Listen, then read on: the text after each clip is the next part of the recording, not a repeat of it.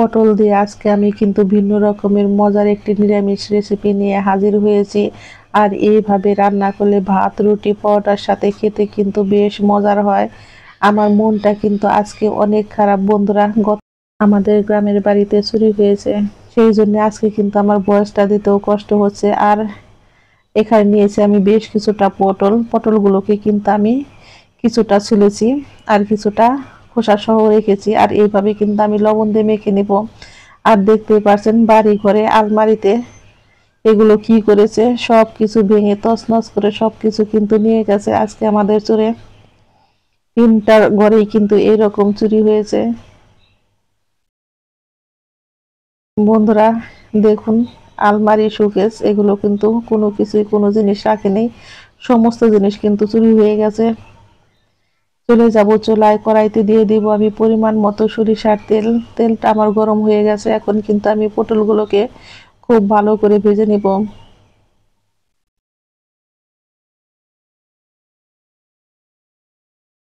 আর পটলটা কিন্তু আমি দুই দিকের মাথাটা একটু কেটে দিয়েছি। আর এইভাবে কেটে দিলে কিন্তু মশলাটা ঢুকে। পটল ভাজি আমার হয়ে গেছে, আমি এখন চুলায় থেকে নামিয়ে নিব।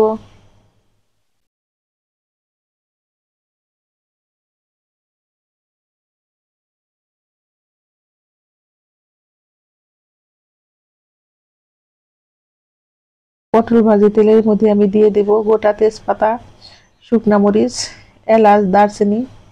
আর দিয়ে দেব আমি অল্প পরিমাণে একটু গোটা জিরে। ফোড়নটাকে আমি রেডি করে নিব। ফোড়নটা আমার রেডি হয়ে গেছে, এখন আমি দিয়ে দেব কাঁচামরিচ চেরা আর দিয়ে দেব আদা বাটা। আজকে কিন্তু আমি নিরামিষ যেহেতু রান্না করছি, সেই জন্য আদা বাটাটা কিন্তু অবশ্যই দিবেন, তাহলে দেখবেন মুগ পটলসরি খেতে কিন্তু খুব মজার হয়। আর ভীষণ মজার হয়েছে এই ডালটা। আমি কিন্তু আদাটাকে এইভাবে 2 থেকে 3 মিনিট একটু ভেজে নিয়েছি।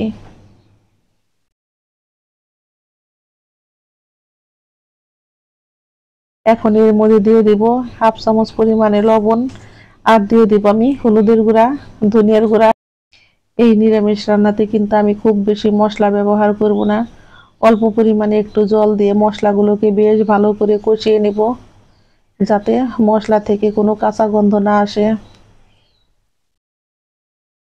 মশলাটা আমার খুব ভালো করে কষানো হয়ে গেছে, এভাবে কিন্তু মশলা থেকে তেল উঠে এসেছে। এখন আমি দিয়ে দিব ভেজে রাখা মুগ ডাল। এখানে আমি হাফ বাটি পরিমাণে মুগ ডাল নিয়েছি।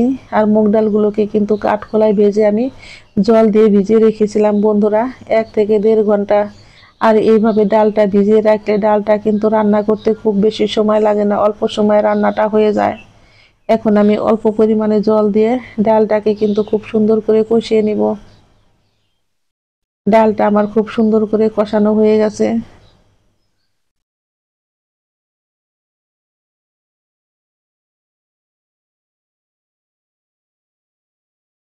এখন আমি এর মধ্যে দিয়ে দেব ভেজে রাখা পটলগুলো।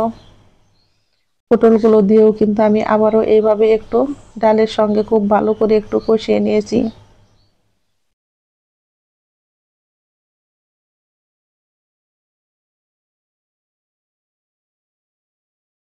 এখন আমি এর মধ্যে দিয়ে দিব পরিমাণ মতো ঝোল।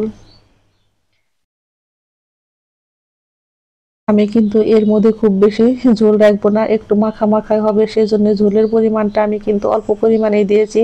এখানে কিন্তু আমি 1 গ্লাস পরিমাণে জল দিয়েছি। আমার ঝোলে কিন্তু বলক চলে এসেছে। এখন আমি ডালগুলো একটু দেখে নিব নরম হয়েছে কিনা। হ্যাঁ, ডালটা নরম হয়েছে, কিন্তু এরকম গোটা গোটাই থাকবে। আর এরকম গোটা গোটা থাকলেই কিন্তু ডালটা খেতে বেশ মজার হয়। এখন আমি এর মধ্যে দিয়ে দেব 4 থেকে 5 চামচ পরিমাণে দুধ। এখন আমি দিয়ে দিব 3টা আস্ত কাঁচামরিচ।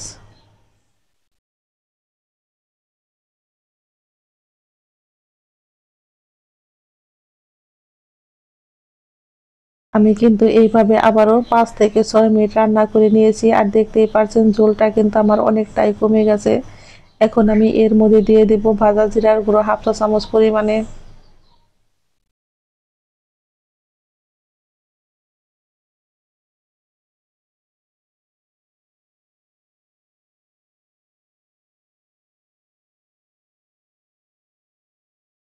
আমার ডালটা কিন্তু নরম হয়ে গেছে আর লবণটাও কিন্তু একদম ঠিক আছে। এর মধ্যে আমি দিয়ে দিব অল্প একটু পরিমাণে চিনি। যদি আপনারা চিনিটা না খান বন্ধুরা তাহলে স্কিপ করতে পারেন, তাতে কোনো অসুবিধা নেই।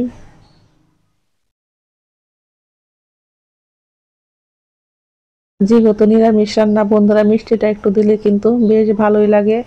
আমার চিনিটা দেওয়া স্কিপ হয়ে গেছে। আমার ডাল রান্নাটা একদম রেডি হয়ে গেছে। আমি এখন চুলাই থেকে নামিয়ে নেব আর নামিয়ে একটু পরিবেশন করে দেখাচ্ছি বন্ধুরা। আমি ঝোলটা কিন্তু এরকম গামাখা গামাখায় রেখেছি আর এরকম ঝোল হলে কিন্তু খেতে বেশ মজার হয়। সকলেই ভালো থাকবেন, সুস্থ থাকবেন। আমি আবারও ফিরবো নতুন নতুন কোনো রান্নার রেসিপি নিয়ে। আমার সকল বন্ধুদের জানাই আমি অসংখ্য ধন্যবাদ।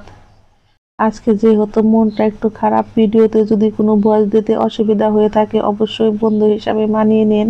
ঝটপট তৈরি হয়ে গেল মুগ ডাল দিয়ে পটল রান্না।